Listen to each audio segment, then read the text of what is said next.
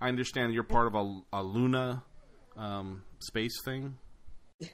Yes, the organization is called OpenLuna. OpenLuna. And if you know computer stuff, you've probably heard the term open source. Right.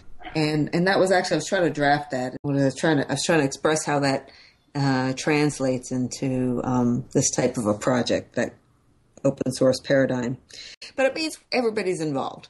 You know, it's designed for this to be something that everybody can be a part of if they want to be. You're you're thinking about like democratizing space. Something like that, yeah. Right. And actually the way to get there, because we have our own Wikipedia area where people can suggest their ideas on how to do stuff. Now, this doesn't mean we can't have, you know, some stuff can be proprietary and, you know, go off and spin off a company and it makes money and sends money back. Well, I think it's really pretty cool because, you know, if you rely on NASA or any kind of space program that deals with a government, it's going to take forever. Yes. And it's good to see, you know, corporations and even private individuals saying, well, we're just going to do it ourselves. I like the conversation we're having. It's like you just, if we were not on Skype, we'd be sitting down having coffee, you know. Right. And I like that kind of thing because it's a very conversational thing. Yeah, it's relaxed, informal. We're sitting Right. in the living room, whatever. Yeah, but by doing that, you're still giving out the information about what is OpenLuna, what is the main purpose of OpenLuna. The objective of OpenLuna is to land on the moon and build this 8-person outpost on the moon that then becomes a place where people can go. And because we did it with open source, then it's all paid for, and the only thing that people have to pay is the expense of their time at the outpost and their trip there. And that's the actual ending point of the OpenLuna project. And then we'll probably go on to do Mars after that, if somebody hasn't already beat us to that, because there's a lot of energy and some new movement. Actually, there's a lot of new movement in the new space industry, some of it towards the moon, some of it towards Mars. And that's what the new space industry is about. It's about building an infrastructure where we can go anywhere. You have people wanting to do the near-Earth asteroid mining, people wanting to go to the moon, and people wanting to go to Mars, and even space stations, and a lunar elevator at the L1 point is another one that's gaining some traction. The subject matter is cool. It's very cool. I mean, no matter who talks about it, I mean, hopefully, of course, you wouldn't want to have me talking about it because I'll be talking about Space 1999, the TV show, and how the moon went off out of orbit, which I thought was kind of cool. But I'm more like that. I'm more into the give me my space gun and let me go. I'm waiting for the day to get my own Millennium Falcon and just take off, you know. But my ideas are not as grounded as people like herself. Right. You know, she's a smart person. You can tell that. Yeah, yeah, I can tell that. But I feel like what you're doing is an amazing idea. And I personally think that we need to get off this planet for a couple of reasons. Because overpopulation. I mean, in the near future, we might have wars over water. And for us to have the opportunity to live on a space station or on the moon or maybe a colony on Mars, or just go somewhere else to get more room would be a good idea. It's interesting that you say that, Steve, because Debi-Lee has some ideas about the moon and water. Oh, really? Yes. Okay. Now, did they find water on the moon? They did. Okay. They have been finding water everywhere. They think they found water on Mercury. Really? My God. I bet it's you can make a good cup of tea on Mercury. Pretty hard to believe. Well, it's still frozen. I mean, it's at the poles, frozen at the poles. That's amazing to me that they actually have iced water on Mercury, you know? Yes. I think certainly back in the 60s and 70s when we were going to Earth's moon, There was evidence then that there was ice on the moon, and the scientists couldn't handle it. They're like, no, that can't be. And they said, oh, the samples have been contaminated. They said, the instruments just must not be working, even though they looked like they were working. Well, and, of course, Galileo was almost burned at the stake, so. Exactly.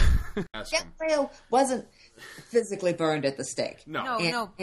You don't get physically burned at the stake today. No. But yes, at the time of the Apollo era, for the scientists to say that they had found ice on the moon, they would have been burned at the stake. It would have been like saying, there's an alien colony there. Right. They will be, bagging groceries for a living. Yes. That's terrible. Despite that they had data that would back it up. Exactly. I mean, it's when you give them information that goes against the paradigm that they're comfortable with. Like, for hundreds of years, we were okay with the world being flat, and all of a sudden this guy went around the world, Columbus, that guy's crazy, Well, either anomalies can be acceptable, right. Close to the mean, right, or way out along the left field. Right. But as scientific theories evolve, the bell curve, you're talking way too much. Starts to expand and include the anomalies. So then you get a scientific paradigm shift. Those are really big words. Thank you. They were good, June. They were good. Did you like that? I did. Oh, good. I took the science of philosophy, the philosophy of science. Anyway, so this OpenLuna, are you looking for funding or like a Kickstarter thing?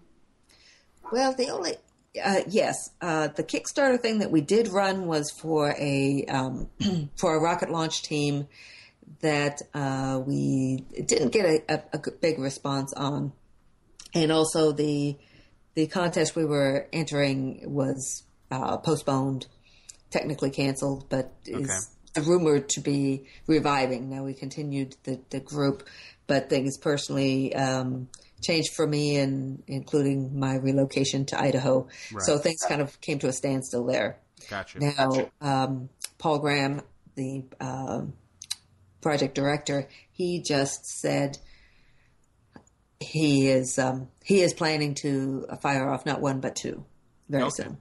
All right. But I believe it. I really do, and I think Stephen Hawking said this, that for the survival of human race, we need to have a space program. We need to get off this planet.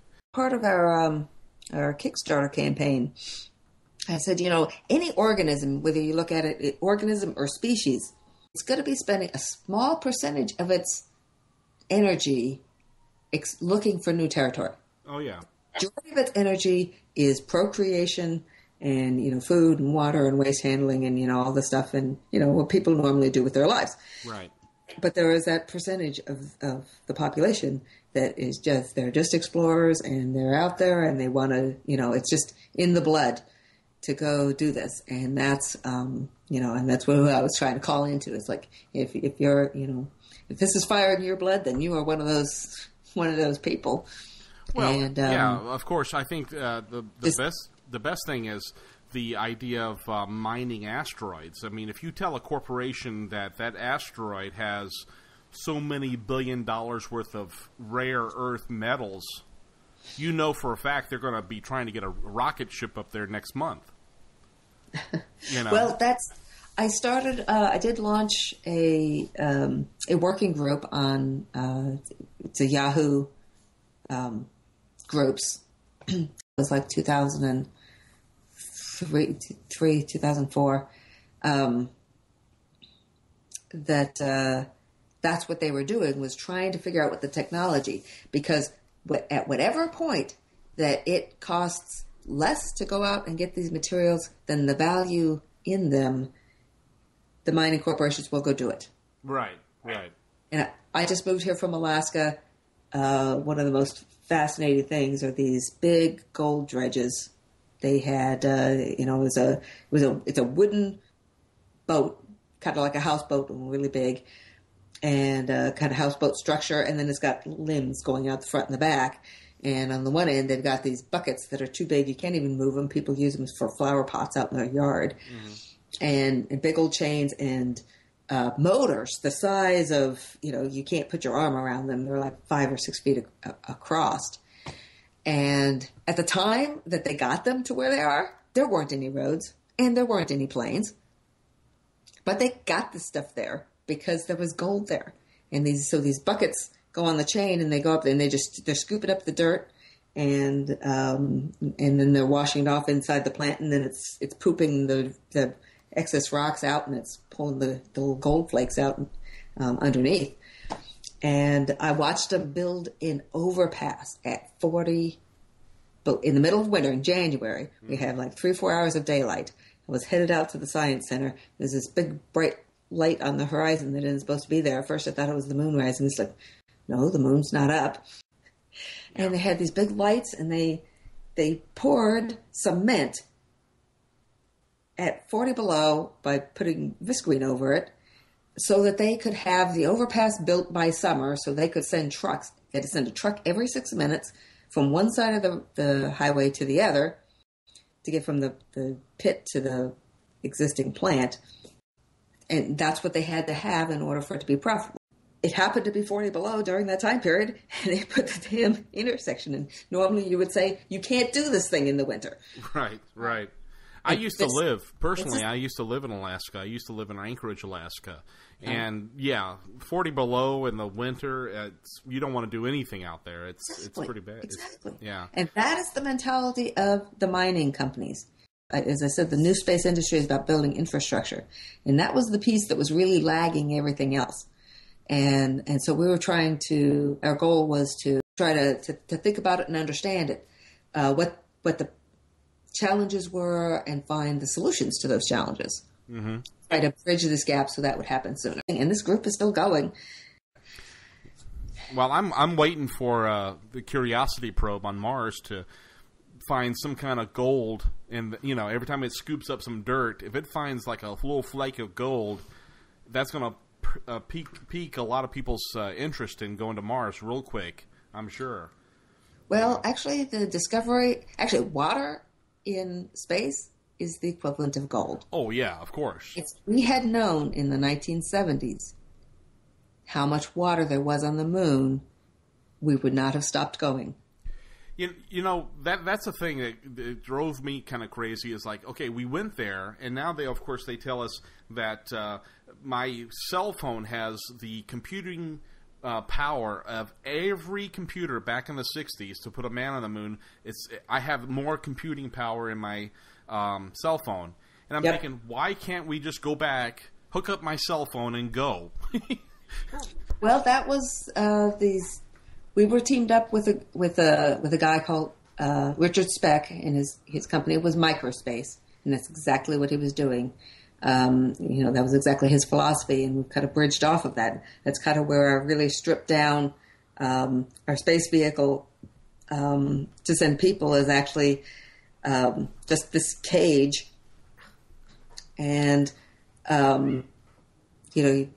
it has to go up in a rocket, and then it's released, and then it flies to the moon, and they land, and they get out, and they walk around. They just spend the whole 3 weeks on the moon in their spacesuit, get back on, and then there's a connecting with their heat shield on the way back. That's a little trickier than right. Makes the whole thing a little scary, scarier than otherwise. But that stuff, those are details that can be worked out as you go.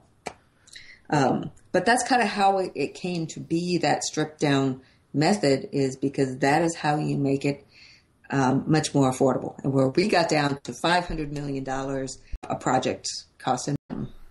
Now, here's an idea that I was just thinking about. Once you get there, let's just say you actually can get there and through the OpenLuna Foundation, and you find the frozen water that's usually in one of those craters of the moon. Here's a marketing thing. You take some of that, you melt it down, you put it in a really cool plastic bottle, call it Luna Water, right? and sell it for $5 a bottle, you probably make money off of that. $30 a bottle. Okay, $30 a bottle. You know, just say it's pure cosmic water or something, and I bet you could make some money off of that. Well, it would actually end up being just a little bitty tube for $30, and you got the same thing with the rocks, the moon rocks, right? I mean, and really, I mean, before you would go get the gold and the platinum, and because you really don't know how much gold and platinum there is at a certain on an asteroid, the first thing you bring back is just all of the rocks, because public interest in any old rock, no matter what it has in it, right? I mean, what do you? Yeah, has high value. What do you do when you go to the beach? You pick up a couple of rocks and some shells, and you take it back to your house. Do the same thing with the moon. You go up there, get some rocks, maybe a little bit of bits and pieces of ice, bring it back. There you go. Start selling it on eBay. I mean, look at all the money that was made off of space ice cream, right? That freeze dried, ugly, terrible ice cream that you buy at science museums. Just bring back some water in a tube and say, hey, moon water, you know, and sell it for a ridiculous price. People will buy this, you know. They want to touch and say that, hey, I got a piece of this moon, you know. Look at when the wall came down in Berlin. There was people who just went over there just to buy just to get a piece of the wall that came down, you know.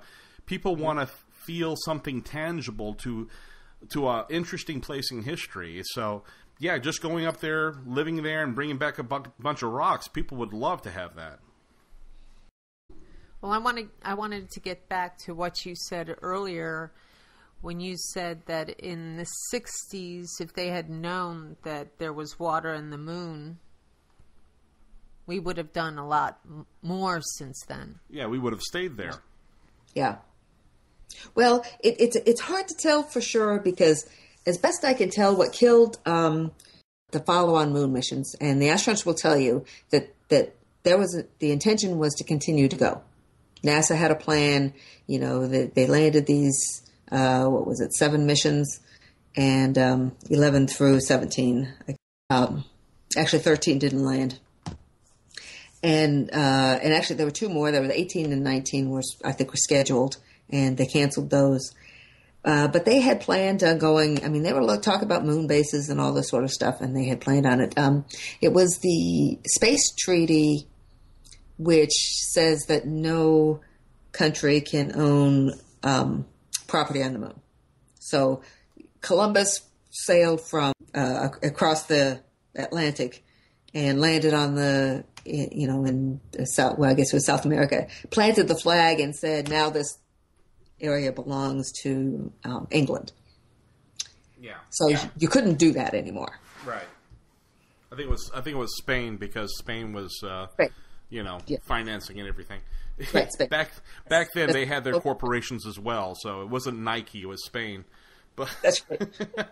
But though I'm not even sure that in particular really stopped it. I think underneath the space treaty was kind of putting a little bit of a damper on the Cold War, right? That it was the Russians conceded, and there was probably some things around there. So, but whether we would have made those same concessions or not, I don't know. But it certainly would have impacted. I think it would have made a difference in how we looked at it, and probably what we continue doing, because a lot of it has been, how do you support yourself in space? Right. And personally, in 1987 and 88, I helped found the International Space Exploration Colonization Company in Fairbanks, along with a handful of other people, but Ray Collins and I were the main two who carried it on for a while, and then I did step back out of that too. But we started with biosphere research because there was something we could do. We wanted to actually do something. We want to get our hands dirty, and literally we got our hands dirty because we're planting food and planting crops and trying to measure it. We had a basement biosphere and a garden circle in the garden, and ultimately a little greenhouse that was just enclosed with plastic, most of it. Right. and tried to do some food studies because the studies that were being done were very capsulized. Okay, well, how much wheat can you grow? But they really weren't getting the answer as to how much space do you need to grow enough food to support a person in space. And that's what we were trying to come up with. Now, let me ask you something about the ground, the Luna, the moon surface. What is that composed of? I mean, could you take some of that and actually grow some plants on that dirt? What is that? Well, what it's yes and no. Okay. What it's missing is the organics. Okay. But you could take a little bit of the organics, and it's called regolith and not soil or dirt, because soil and dirt has the microbes that are part of. In fact, they'll say it's unfertile. There is a display in the Johnson Space Center in Houston where they have some strawberries growing in earth dirt and some strawberries in moon soil. And they're actually doing better in the moon soil. Oh, really? Really? Wow. Yes. In the earth dirt, there was some little specks on the leaves, which I knew from the biosphere research that I'd done that meant there was some nutrient deficit. But all the micronutrients will be there. Whereas if you go out, like right here, I'm sitting in the middle of what used to be farmland. It's a mix of farm and wilderness and desert type terrain. But they've worked it for 150 years. But what you're saying is, if we actually go up there and put like for a better term, a greenhouse on the lunar surface and say, okay, in this dome, we'll pump in oxygen and normal breathing atmosphere, and then mix some water up with what'd you call it? It wasn't soil. It was regolith. By just doing that, you could grow strawberries? Yeah. Okay. It may be that you would bring some earthworm castings. Yeah. I mean, a little bit of fertilizer here and there, but pretty much it could grow. But it's just, the organics, and they'll multiply, the enzymes and the bacteria and the cultures and whatever they call them, the bacteria and the fungals and the enzymes, those will all multiply and grow. All you have to do is add a little bit to the soil, if you even need that much. So you could actually have plants that are contributing oxygen to this experiment, right? Yes, and that's one of the things the Mars Society talks about. Mars is better than the Moon, and there are two reasons for that. One, a little more gravity. Actually, three. A little more gravity, hence a little more atmosphere. But they have carbon dioxide. You can just pump that carbon dioxide into your greenhouse, convert it into oxygen, and now you have oxygen. Wow. The moon, you don't have the carbon dioxide either. Right. You've probably heard about the beans and other legumes that they fix nitrogen into the soil. Mm-hmm. Yeah, right. Alpha does that too. So you might actually have to start with those to get nitrogen into the soil for the other plants. But you could certainly bootstrap your way, just pulling in the dirt. And I did it at the Mars Desert Research Station, where I went around and I just got dug up some dirt and put it in the buckets and put some plants in it and watered it. And I might have been using some of the water from the water reclamation system that they had there, which would then have been adding nutrients too. But I wanted to go through and really test the soil. I had a soil testing kit that I never really got a chance, and I lost some of my soil too. Test different areas to find out what was where and just figure out, okay, so if I take this much here and this much from over here and this much from over there, where can I, come up with a mix of nutrients that is just really good for plants? So we have a nice balanced soil instead of, too much potassium and too much. Right. Oh, there's a crystal that they were looking for, calcium, which was mostly calcium. Right. And I did find some. And if they found that on Mars itself, that would be like a huge deal. Wow. Because that would mean that there was water below it. But they know that there's frozen lakes on Mars So at this point, we know there's frozen lakes on Mars.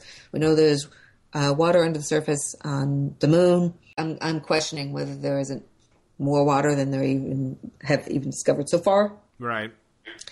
And from my studies with the asteroids, pretty much all the asteroids have some water on them as well. Right. Just like the moon, it looks like it's covered with dust, and just like Mars, it looks like it's covered with dirt. But that's because any water that close, any ice that close to the surface is just boiling away. It's going straight into vapor. It's because of the low pressure. Yeah. Essentially straight off. And so you don't see it on the surface. Right. But a glacier, the bottom end of a glacier looks like a gravel pile too. Right, right. Because all the ice is melted down and you're left with this pile of gravel. But underneath it is more ice. Right.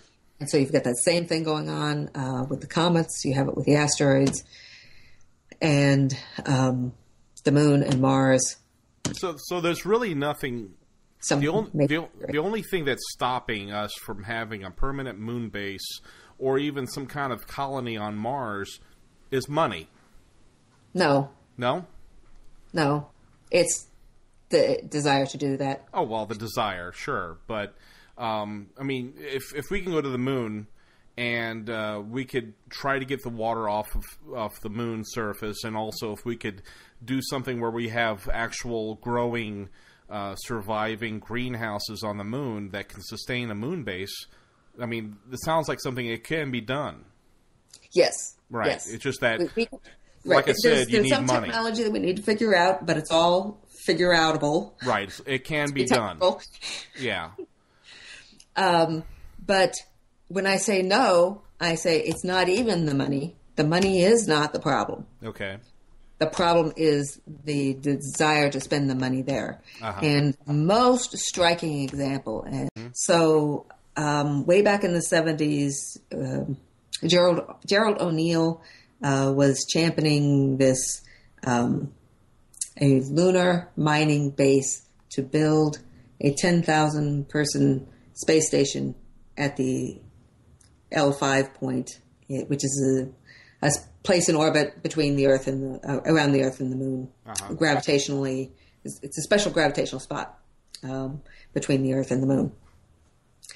And he was saying $30 billion for this whole project back in the 70s. The chemistry department in Alaska, at the UAF, had brought this scientist in, and he's carrying on O'Neill's work, because O'Neill had passed away some time ago. And he was still saying that it would be $30 billion to do this. Mm-hmm. He says, back in the 70s, they said $30 billion, and, we're doing the math, and it looks like it's still $30 billion. And this is over decades, at least 10 years, probably more like 20, to build this thing, is the way that they would have looked at that.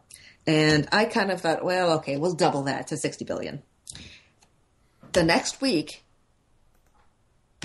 Bush announced the rebuilding of Iraq at $80 billion, spent in the time span of 8 months. Oh, there you go. At that point, I knew it wasn't about the money. Right. Desire. That was before OpenLuna. Right. And since OpenLuna, not only have we realized, we know it's not about the money. The money is there. The money is available. It's a matter of collecting it on a wide scale, small contributions over a large number of people. Right. And my favorite example at the moment is garbage collection. I meant to look at those notes. But it was like $2.1 billion for garbage collection in New York City. It's just the city. It was a TV news story. Right. What they were really talking about in this was the waste that they couldn't handle. They didn't have enough room for that they were exporting.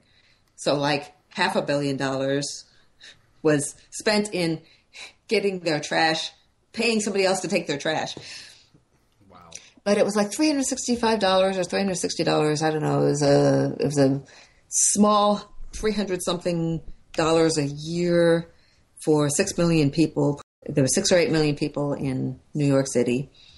And to handle all their trash, and it was just a few $100s a year, which is like a car payment in a month, but paid over the course of a year, or like $1 a day.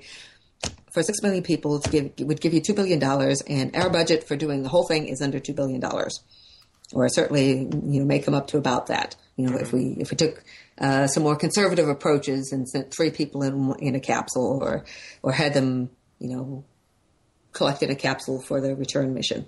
Right. Just expanded our project and made it a little bigger, or a few more people or something. Right. They have $2 billion. So do you think we can find 6 million people in the world? It doesn't have to be this country, though most of them would be this country or the developed countries, because that's like $1 million to some of the third world countries. Right. Even Mexico, for that matter, that'd be like $3,000 instead of $300. Who would want to see this happen? Right. I know. I want to do it now. Yes. I'll give you a car payment. Exactly. You just gotta hit 6 million more people, and we're there. Yeah. 5,999,000. Yeah. Well, let me tell you right now, I want a window seat.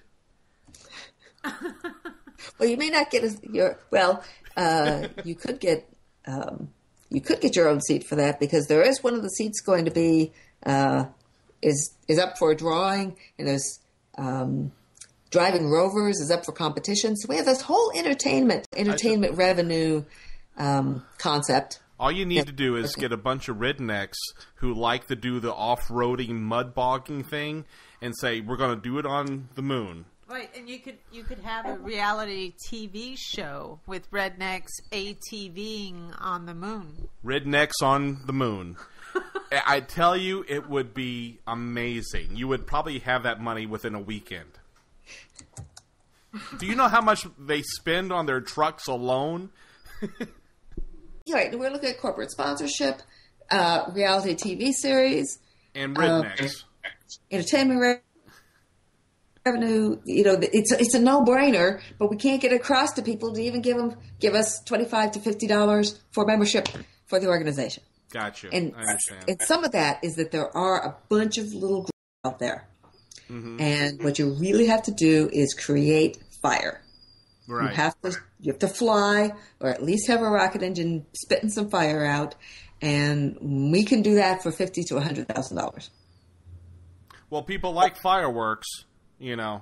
I mean, Yeah. You have to understand the mass of people want to be entertained. If it was interesting to look at, then they'll line up and look at it. The idea of having a moon base is really cool, and I think there's more people, the younger generations, that rather have money spent on this than rebuilding Iraq, or even doing anything like what Bush wanted to do and use money to make another war for some stupid reason. But to say, hey, we're going to make a moon base and have it there as a permanent thing that you can go to, and progress the human species. That's well worth a car payment. That's well worth us going there, So you're basically pioneering the colonization of space, right? Yes. And the moon base would be basically for educational, entertainment, research, and tourism. Eventually, tourism, right? Actually, initially as well, tourism. Yeah, it'd be open to you had artists and writers and scientists and a broad spectrum of people who would go to the outpost. So this cage-like structure, actually, the first thing it does, it holds like 5 rovers, and it goes around and it deposits these 5 rovers in 5 different spots, and the rovers roam around and collect materials and check to see what's there. And then the next mission actually has rovers that you're actually able to go around and collect what these other rovers have picked up, so that your sample will return. And then you send a person. So the Apollo lunar landing, they had never landed that vehicle on the surface of the moon before. Yeah. This hardware we will have landed on the moon before. It will be flight-proven hardware.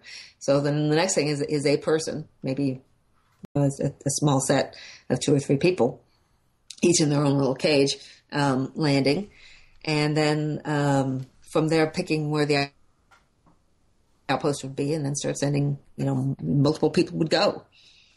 And you'd have a lot of blue-collar people going because the construction is kind of a blue-collar thing. Right. I think it's amazing. I think people would really definitely get involved in it. I think it's a wonderful idea, and it's something that has to happen. The idea that we don't have a moon base doesn't make sense to me, And getting a moon base up there this way with OpenLuna Foundation, where everybody can get involved, I think is the best way, because it's, like you said, it's open. It's open to everybody, It's not just one government. It can be people from around the world giving you money to get this to happen. Yes, we have international membership. What little membership we have right. International representation. I think it's awesome. I think it's a great idea, and I really hope it happens. So basically, can you discuss a little more about what open source is and the wiki? So it's a collaborative effort to build a set of missions to the moon that ends in a 6 to 8 person outpost on the moon. Everything from designing the outpost itself to, the rockets, the electronics, the spacesuits. All of these components are going to be developed in groups, ideally. Let's talk about what it's not, or the opposite. The opposite of open source is proprietary. So Microsoft is proprietary. You get their executable information. You get a program that runs on your computer. If you want to change it, you can't. Open source is you get the source code as well as the executable, and you can change it. And that way you can open it, you can change it, you can do whatever you want with it. You can even give it to somebody else, but you can't sell it unless you've done certain things with it. But for the most part, then you can take it and you can distribute it. And then people can build off of yours. So some stuff will be done, proprietary, or we'll find somebody has the solution already, so we just purchase it from them. So we're extending this paradigm to be the space project where anyone can participate. You can see what everybody else is proposing and do experiments. And the advantages are you have the potential to build large projects with wide participation. The results are public domain as well versus proprietary. Anybody can see them. All the data that we'll collect from the rovers is it's just like if we're done with public money, with government money, then the results are supposed to be available for anybody to look at. And in this case, it'll be just straight up. The data will be immediately available. It kind of decentralizes the whole program, which is an advantage as well as a disadvantage because you've just got a lot happening. It kind of takes on a life of its own, and you'll have multiple solutions to the same problem, which is part of the advantage because then you find the best solution, but then not all of them are. Okay. I read that blogspot that Paul wrote, How Do You Help, or How the Heck Does This Thing Work? And that seemed like a really good explanation on open source. But the only reference point I can compare it to is like taking crowdsourcing to new heights. That that's a good way to put it because people are understanding crowdsourcing. Yeah. And that's what you have to do. You have to get it into something that they understand. Geeks, you say open source, oh, yeah. Yeah. They know what that means. My idea from this, it seems like once you get this thing going, once it becomes an established thing, then somebody can come in, me or other people can say, you know what, I like to, because it's open source, I like to use the basic, what you've already done and basically put together my mission to the moon. If I have the funding and a group of people helping me, I could kind of use your open source and say, let me, seeing that you already have a moon base there, let me go and explore another part of the moon. Yeah, that's Sure.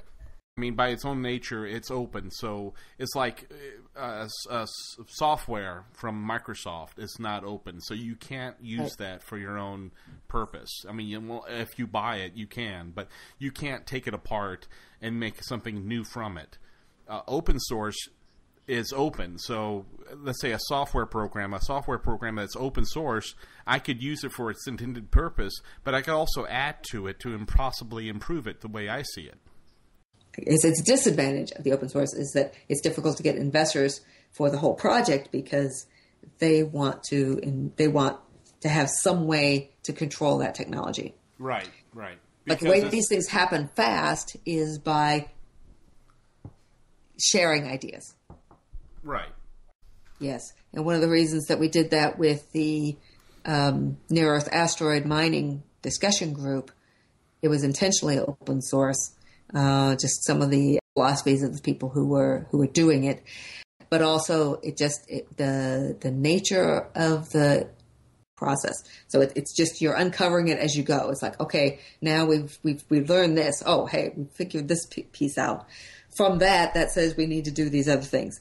And if you didn't have that transfer of information, things would just happen a lot slower. And I like the idea that you said, hey, it's just a car payment. If everybody can just give us a car payment, if we can get 6 million people in America or anywhere to give us a car payment, we'd have this done. I mean, that's a good, because people could relate to that. Yes. Or $1 a day or $30 a month or whatever, they can do. But a lot of the things that you talked about, it got me excited because I'm thinking, wow, I could be on the ground floor of the colonization of space. I mean, that's exciting. But also, I think it's great to relate it to the average guy and the gal. Average guy and gal out there is like, okay, yes, it's cool to have a moon base, but how is it going to affect them? So something like that as well, because it does affect them. I mean, researching, we've got cell phones and optic cables and stuff because of stuff we've learned on the space station, So by just having research on a moon base would help society on Earth, I would think. Well, that could be its whole podcast for itself. Oh, yeah, because sure. It's really not even the technology; it's the cultural and really even consciousness. It was a shift of consciousness. Well, it blew my mind when you said that you could actually grow things on that. You didn't call it soil on the moon. What did you call it? Regolith. Regolith. Regolith. That's a weird name. Yeah, but the regolith can grow plants. Right. Strawberries. Yeah. Right. Yeah. And that increases the feasibility right there to me. Right. Yeah. And also, if this becomes something popular, what's stopping you from open Mars? Yeah. A lot of us went to did this Mars habitat crew missions that is how we all got to know each other. And I sometimes call it we're a bunch of Martians going to the moon. That's pretty cool. All right. I think we're going to stop this. Okay. Oh, well, it's really cool talking to you. I can tell you that. Thank you. Yes. I'm not going to look at the moon the same way again.